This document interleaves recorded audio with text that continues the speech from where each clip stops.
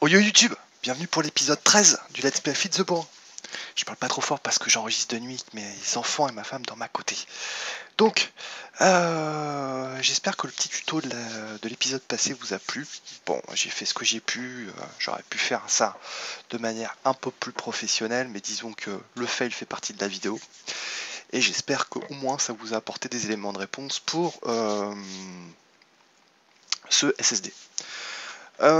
Aujourd'hui, j'ai envie qu'on continue un peu sur GregTech, puisque c'est le cœur en fait de ce modpack. Et du coup, j'ai pas mal bossé off-cam parce que ce sont des choses qu'il faut savoir qui sont quand même relativement répétitives et longues.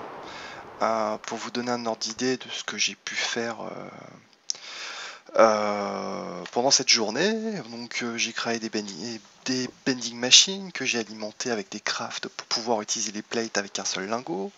J'ai créé un basic polarizer, un wire mill, ça vous l'aviez déjà vu. Qu'est-ce que j'ai d'autre? Et puis là, vous voyez que en termes de craft, voilà, j'ai pas mal rempli déjà mes molecular assembleurs de tout un tas de crafts aussi divers et variés. Et ça, c'est pour le début de l'ère électrique, selon GregTech. Donc, j'ai terminé rapidement l'ère du bronze, puisque j'étais quand même aidé par pas mal de ces machines qui, comme vous le savez peut-être, mon pack est basé sur un ADN de du Beyond Reality, qui a tout un tas de choses censées brider les autres modes, de pouvoir apporter des équivalences au niveau de GregTech. Et mon but du jeu, c'est justement d'éviter tout ça, de mettre un peu le main dans le cambouis. J'essaierai peut-être de vous expliquer un jour comment faire pour essayer de limiter les velléités. Oh, ça fait beaucoup de... C'est joli comme mot, limiter les velléités. De GregTech et puis de certains modeurs. Donc, je respecte complètement leur boulot. Je l'ai refait from scratch. Je me suis juste inspiré de ce truc-là. Mais derrière, je l'ai fait vraiment... on va dire de A à Z, si ce n'est juste la présentation des serveurs qui restent encore en cours parce que j'ai complètement zappé de virer le fichier de config. Mais bref, donc du coup, l'ère de bronze est assez facilitée par le fait qu'on a les minerais de vanilla, qu'on a tout un tas de machines qui sont beaucoup plus véloces que les machines de l'ère de bronze de GregTech. Je les ai juste gardés pour le LOL, histoire de garder une petite trace, parce que là maintenant la vapeur, clairement, on va plus en avoir besoin. Et voilà, j'ai fait quelques petites machines. Alors c'est ce qu'on appelle le low voltage. Alors sur GregTech, il y a, je crois, de mémoire entre 5 et 8. Je vais vous dire ça tout de suite. On va regarder si on fait un produceur. Ouais. Non, là on va pas tout avoir. Donc si on fait batterie, tiens. Là on va trouver toutes les batteries, je pense. Vous voyez que là, vous avez le max, donc ça fait 1, 2, 3, 4, 5, 6, 7. Ouais, entre 7 et 8 niveaux de voltage différents. Donc là, je les appelle ultra low voltage parce que je vais vous montrer ce que j'ai pu faire derrière. Donc ici, il y a le polariseur qui permet de rendre magnétique les barres de fer. La barre de fer, j'adore la barre de fer. Pour une barre de fer achetée, une barre de fer livrée. C'est pas du tout ça, enfin bref. Pardon pour cette piètre imitation de 2 heures du matin. Bref. Et ce truc-là, qui est vraiment génial, ça en fait c'est le... Alors ils appellent ça Basic Bending Machine, mais quand vous essayez de le trouver, en fait il s'appelle Bender, sachez-le. Alors c'est dans les recettes de craft peut-être que c'est marqué Bender et qu'en fait c'est Basic Bending Machine. L'un dans l'autre, il y a un peu de vrai là-dedans. J'ai mis un peu de temps à le trouver, mais voilà. Si on fait par exemple une recherche sur une plate, n'importe laquelle, copper par exemple, vous avez plusieurs recettes. Et la recette la plus intéressante étant le Metal Bender, voilà. Et donc en fait le Metal Bender est la bending machine. Au début j'ai pensé que c'était une machine d'IC2 qui avait été désactivée par comment il s'appelle, la GregTech. Mais en fait non, du tout. C'est juste qu'elle s'appelle bending machine et que dans NEI elle s'appelle Metal Bender. Mais vous voyez que pour un lingot acheté, une plate livrée, et pas 2 lingots pour une plate. Donc ça permet de limiter les ressources. Limiter les ressources, c'est juste un peu pour le lol, parce que quand on voit justement le nombre de ressources que j'ai, c'est du délire. D'ailleurs, pour vous expliquer justement pourquoi j'ai autant de ressources maintenant, c'est parce que d'une part, je vous l'avais montré grâce à mon usine à cobble compressé. Donc là, j'ai rajouté une petite île supplémentaire de compressé de cobble en mode une fois pour justement alimenter un peu plus le cousin. Je pensais que ça allait aller, ça avance un tout petit peu plus vite, mais vous voyez que j'en suis qu'à 4 sextuples et 2 septuples. Ça avance un peu plus vite. Pas assez à mon goût. Je pense que en plus au niveau du serveur, vous voyez les entités qui défilent sur le côté gauche là-haut, entities qui arrêtent pas de... c'est les cobbles qui sont affichés dans le molecular assembler.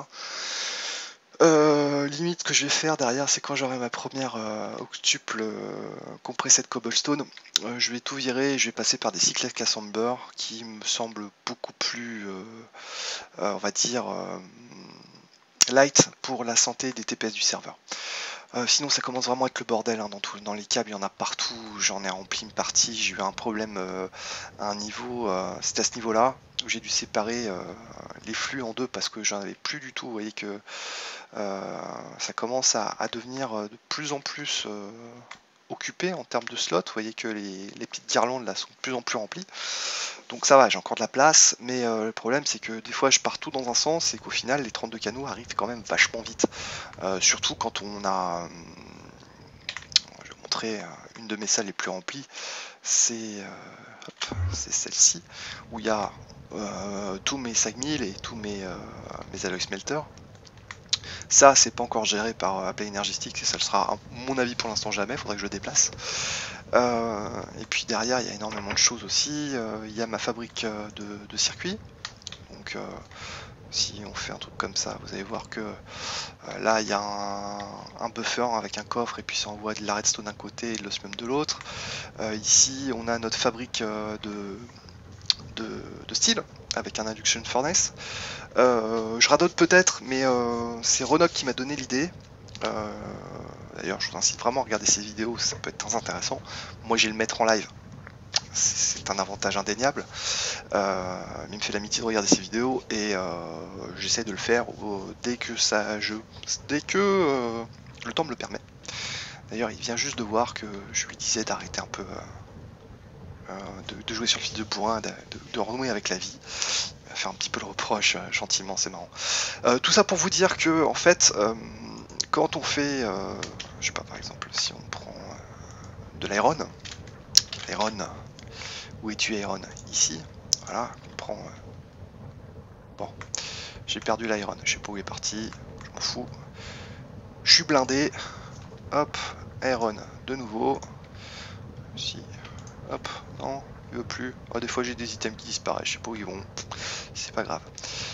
Oui, donc pour vous montrer que en toute logique, quand vous mettez du fer et du charcoal dans une induction smelter, en fait vous avez, on va pas le voir, mais c'est, croyez-moi sur parole, c'est du refine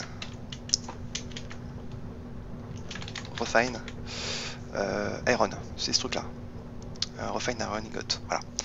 Le truc c'est que pour une raison obscure, liée peut-être à la dernière version de Mindfactory Reloaded, l'unifier ne permet pas de changer leur dictionary et d'obtenir du style, et donc ça me posait des problèmes dans mes recettes de craft où je devais jongler avec 3 types de minerais semblables mais différents au niveau de leur dictionary, et il s'avère que Jabba en natif gère leur dictionary. Donc ce que j'ai fait, c'est que j'ai pris un style que je voulais, je l'ai mis dans le barrel, j'ai mis le petit cadenas, et maintenant tout ce qui ressort en refine iron de ce truc là se retrouve directement transformé en style, et puis après est incorporé directement dans mon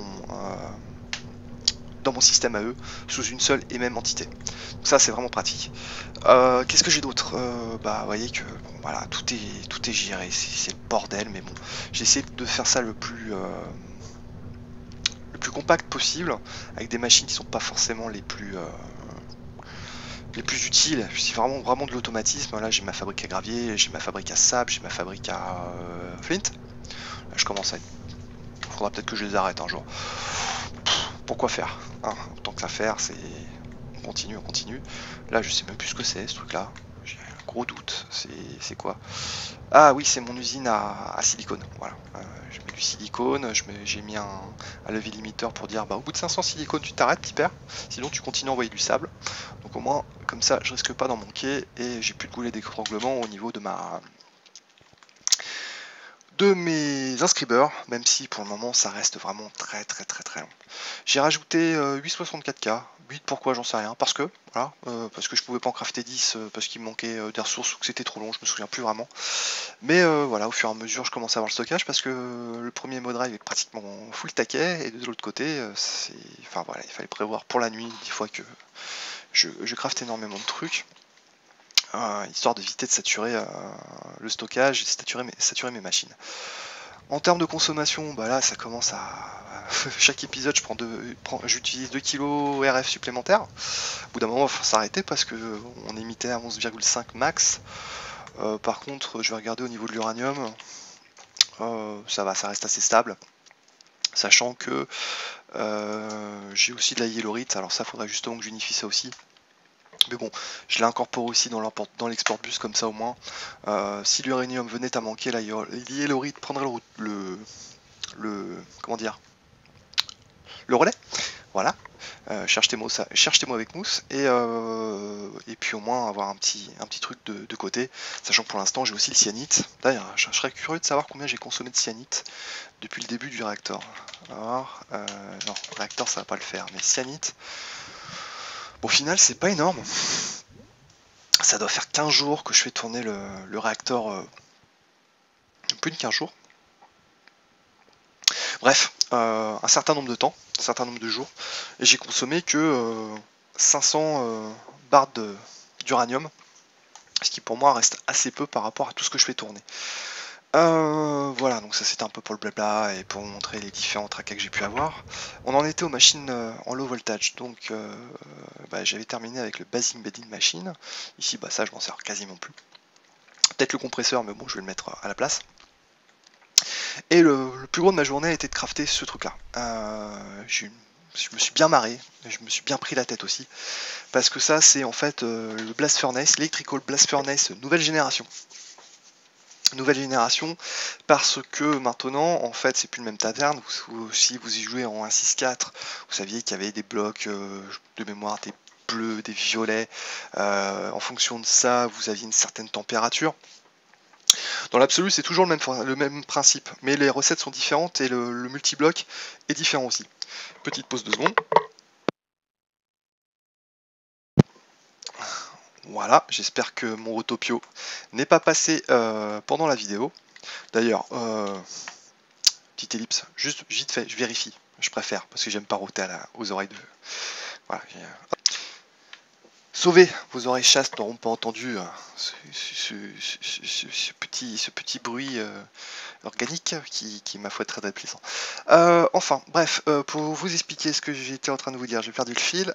Oui, maintenant vous avez en fait, je vais vous montrer derrière comment ça se passe aussi. Hop, une petite porte dérobée, voilà, ici, voilà. Vous regardez pas ça pour l'instant, je vous montrerai ça après. En fait, maintenant vous avez un output bus et un input hatch. D'accord, c'est par là que rentrent les trucs, et c'est par là que sortent les trucs. Jusqu'à présent, pas de souci.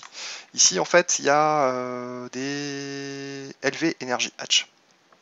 Alors, il faut savoir que normalement, le Blast Furnace est censé fonctionner en medium voltage.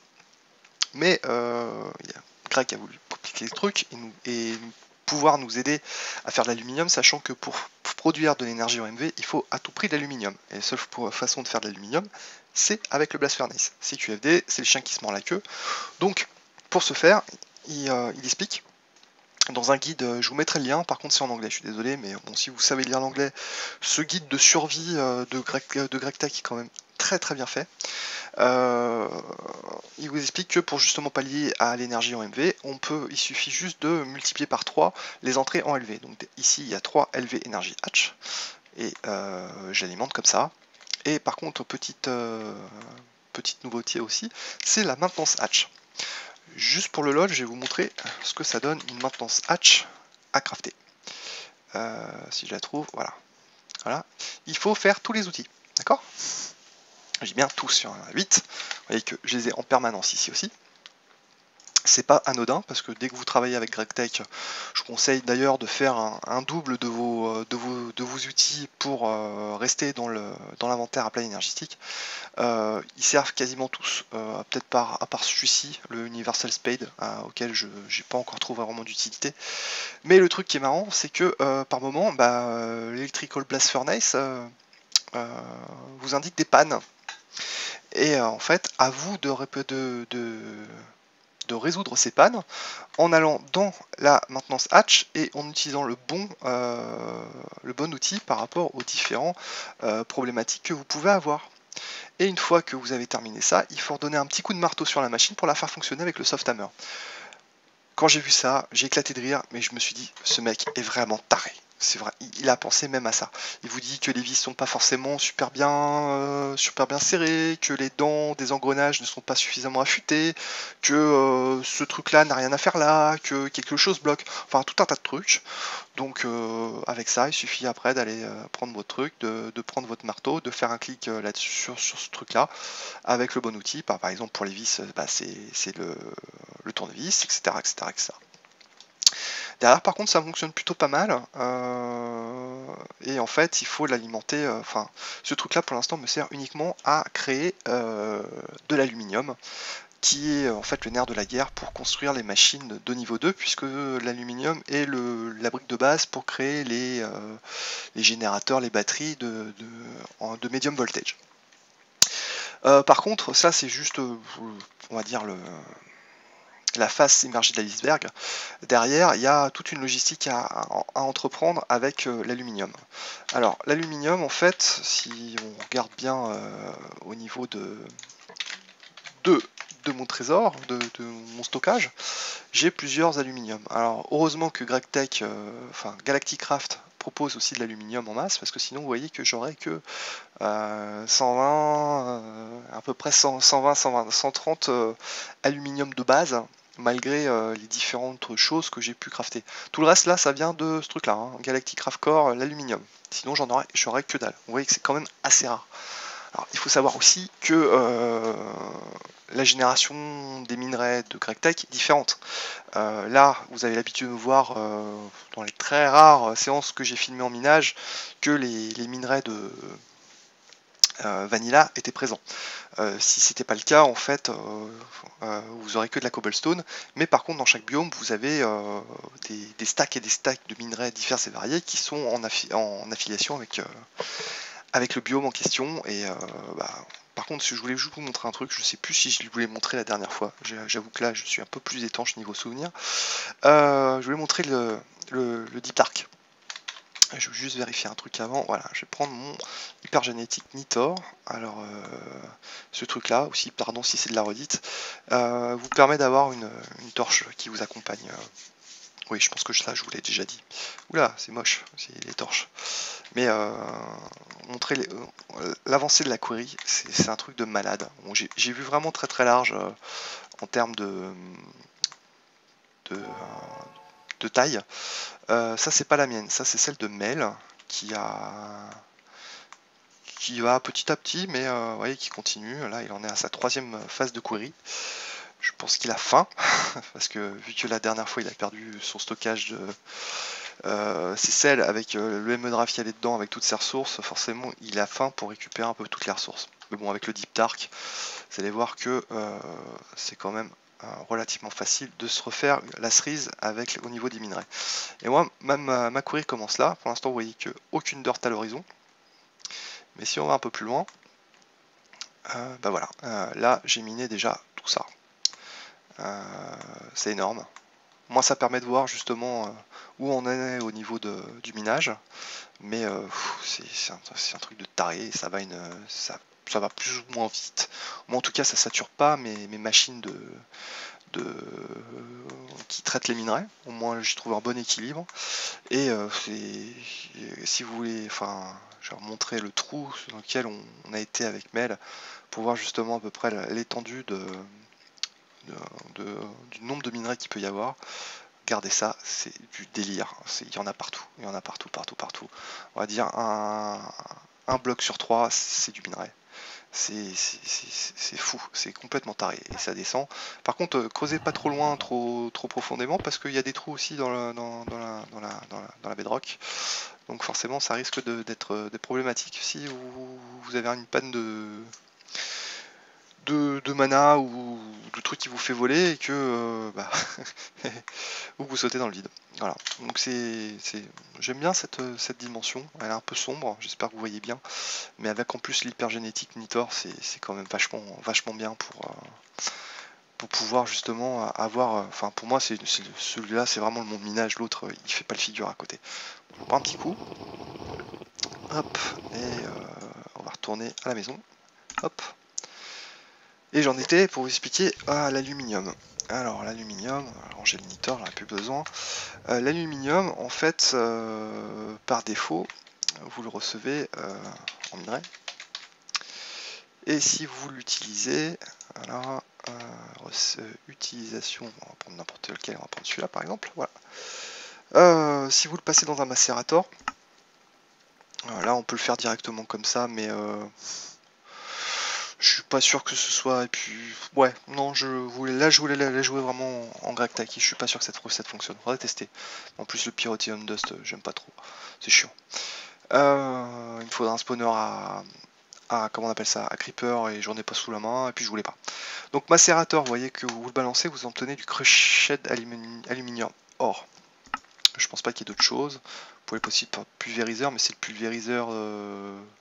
Oui, bon, enfin. Pulvérisation, ouais, ça c'est le pulvériseur de Thermal Expansion. Bon, on pourrait simplifier les choses, mais là je voulais vraiment la jouer roleplay GregTech à partir du moment où ça commence à devenir sérieux.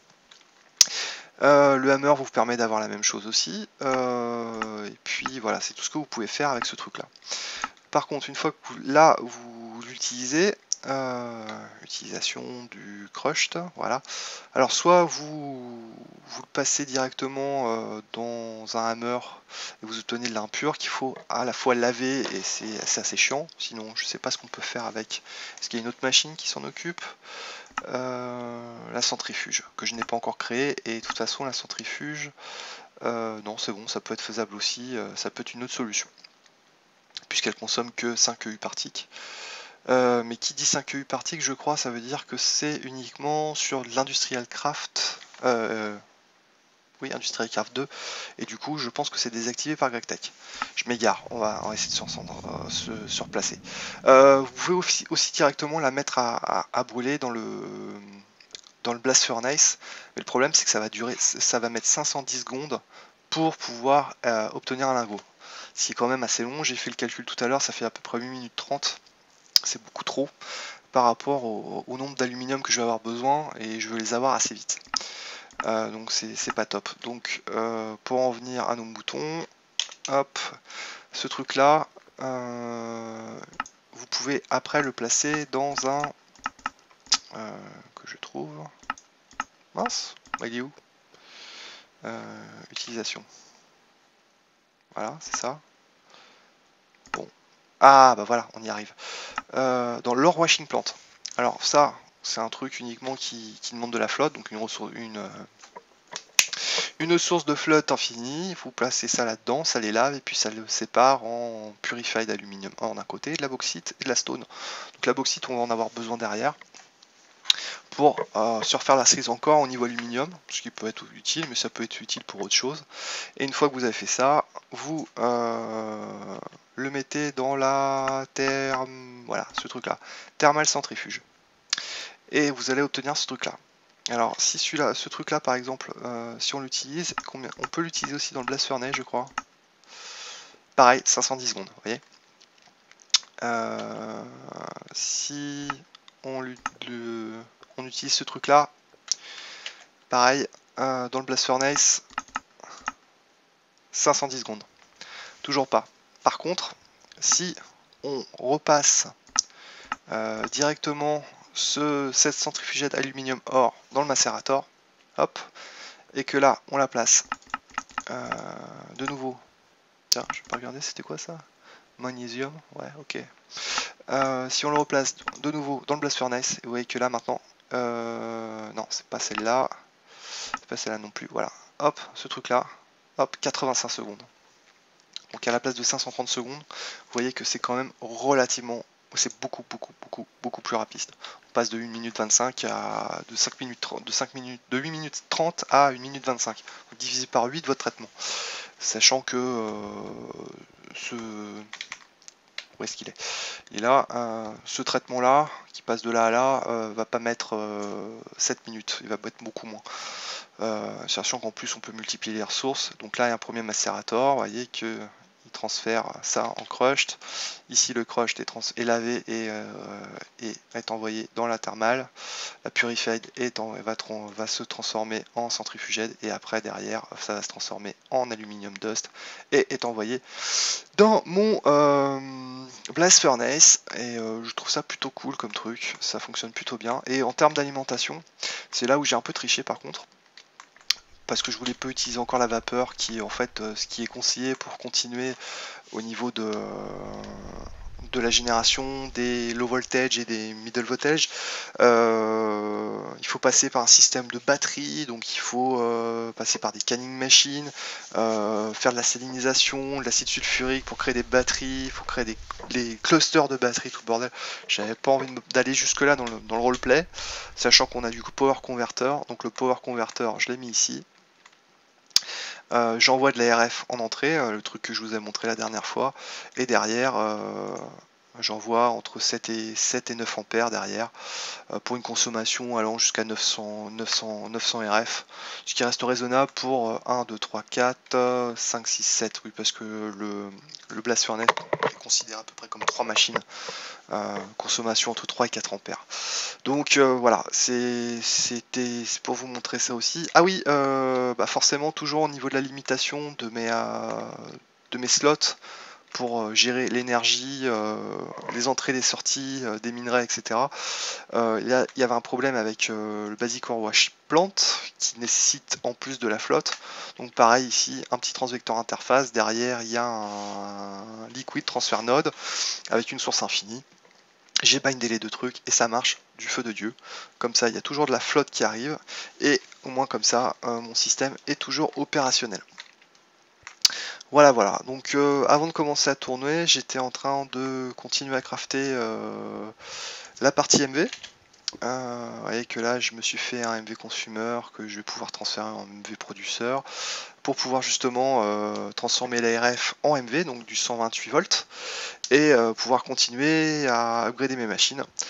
Juste petite déception, je crois, par exemple, si on prend une basique, n'importe quoi, basique extruder par exemple, on va sortir parce que sinon il va pas vouloir applied.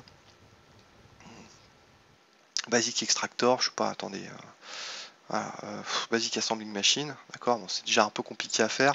Si je voulais passer en middle voltage, je vais voir si on pouvait utiliser cette machine pour pouvoir upgrader l'autre. Le problème c'est que ça marche pas comme ça. Donc c'est un petit peu dommage. J'ai pas trouvé la recette, alors peut-être que ceux qui sont à YTech pourront me dire quelque chose là-dessus, mais le fait est que j'ai pas trouvé. Par contre, tiens, tant qu'on est justement à bénéficier de vos lumières, si vous avez la possibilité de me dire à quoi sert ces deux flèches et ce slot là, le seul truc que j'ai vu en upgrade de GregTech, c'est ces deux trucs là que je les retrouve, c'est tout petit, voilà, c'est le muffler upgrade et le lock upgrade. Le muffler j'ai un peu compris, le lock aussi, mais par contre moi je voulais voir si on pouvait pas utiliser un truc genre le truc de de IC2 qui est le l'éjecteur upgrade, qui m'aurait permis d'éviter de mettre tout un système de câbles à plat énergistique pour transférer ce truc là vers celui-là.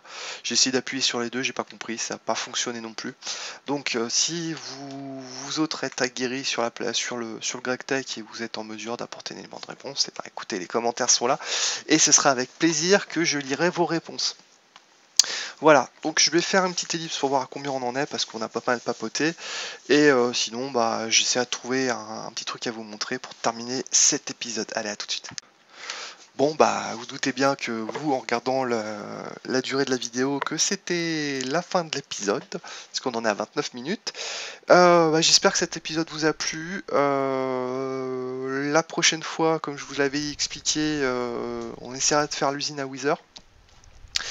J'avais pas forcément la motive pour le faire ce soir, donc on fera ça d'ici l'épisode prochain ou peut-être le suivant. L'un d'entre vous m'a demandé aussi de revenir un petit peu sur Tomic Énergistique, donc j'essaierai de faire un petit tuto vite fait pour vous expliquer comment ça fonctionne. L'un dans l'autre, ça conclut l'épisode, donc il me reste plus qu'à vous souhaiter une bonne journée, une bonne soirée, ce que vous voulez, et je vous dis à bientôt YouTube. Allez, tiens.